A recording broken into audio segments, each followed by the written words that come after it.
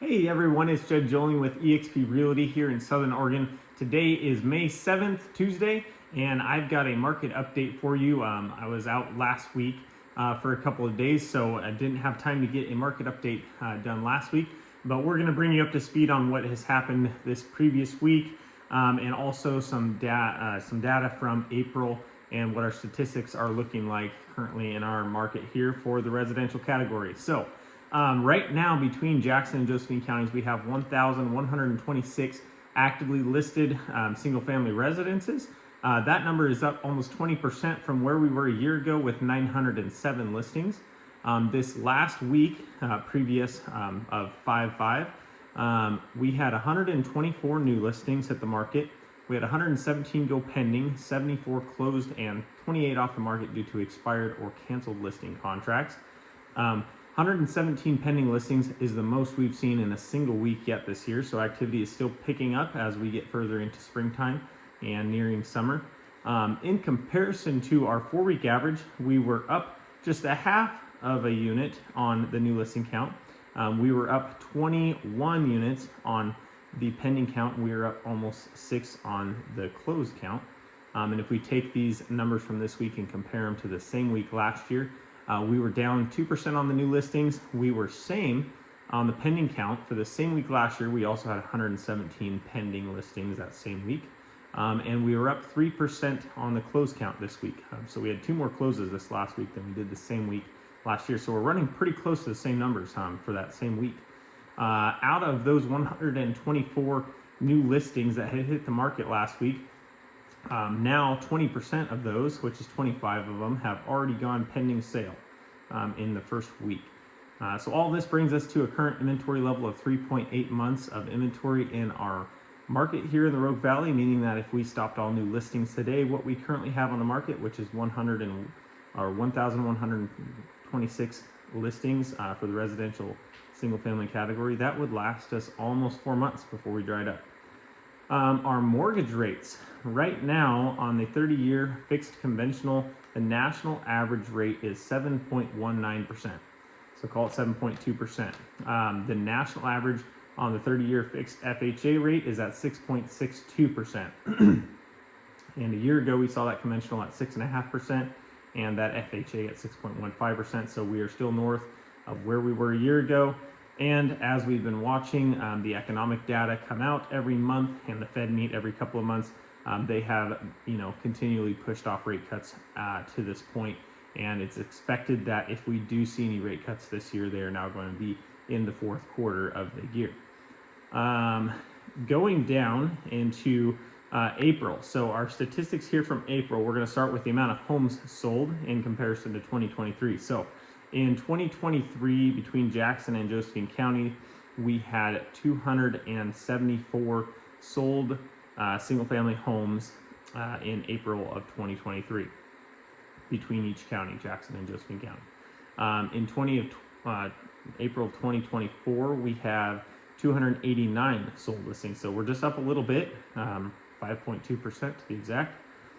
We have a little bit more active inventory this year, as we had already discussed. We're up on that about 20%.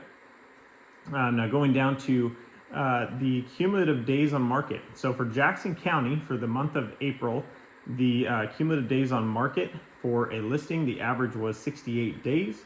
And for Josephine County, for the cumulative days on market, the average was 58 days. So a little less there in Josephine County than Jackson County last month. The sold to list price ratio. So this would be what the home sold to versus what it was listed for. In Jackson County last month was 95.5%, and Josephine County was at 95%. So essentially, if the home was listed for $100,000 and you sold for $95,000 on the average, or if it was listed for $400,000 on the average, you sold for $380,000. So you can just basically knock 5% off the top and find that number. For Jackson County, the average sold price for April of 2023 was $455,794. The average sold price for April of 2024 was $483,196. So that number is up a little bit. And then if we go down to our sold median price for April of 2023, that was at $419,900, and the sold median price in April 2024 was at $415,000, so that fell just a little bit to the tune of about $4,900. For Josephine County, that sold average price in April of 2023 was at $432,088 to be exact, and in April of 2024, that sold average price was at $444,985. So up just about $13,000 on that number there. The sold median price for Josephine County in April of 2023 was $389,000, and in the sold median price for April of 2024 in Josephine County was $397,000. So that's up a little bit. And then our absorption rate, which is essentially our inventory rate for each county. For Jackson County for April was 3.53 months. For Josephine County was 4.36 months. So Josephine County is sitting on a little bit more inventory in comparison to Jackson County. It seems like generally in Jackson County things turn over quicker. That's just kind of the nature of it. I think a lot of the business that is done in Jackson County has to do with people moving into the area from states such as California. You know, they cross the border. It's the first county they land in, and it creates a nice area for them as they can still hit the I-5 and go home and visit family quickly. So I feel like that is part of what keeps our inventory moving quicker in the Jackson County versus the Josephine County. Also, Jackson County has a higher median income for each household there, and that could be another factor that is playing into effect, especially now with the higher interest rates. That's all I've got for this week's market update. Hopefully you stuck with me through the video.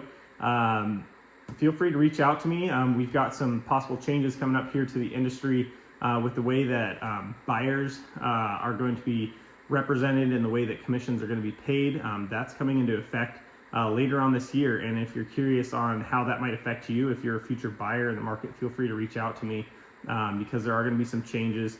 It's nothing to be scared of. It's just some stuff that's coming to the industry that will better the industry in a couple of ways.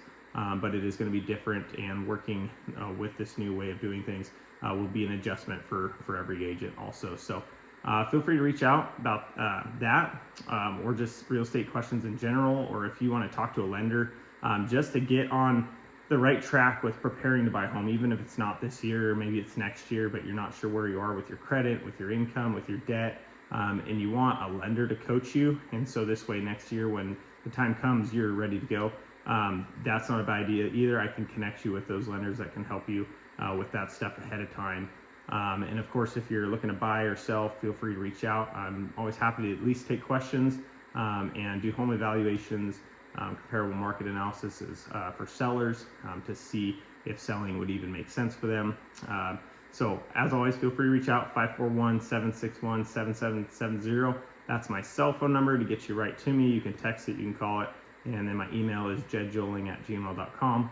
I hope all you have a great rest of the week. We'll talk to you this next week with another update. Thank you for watching.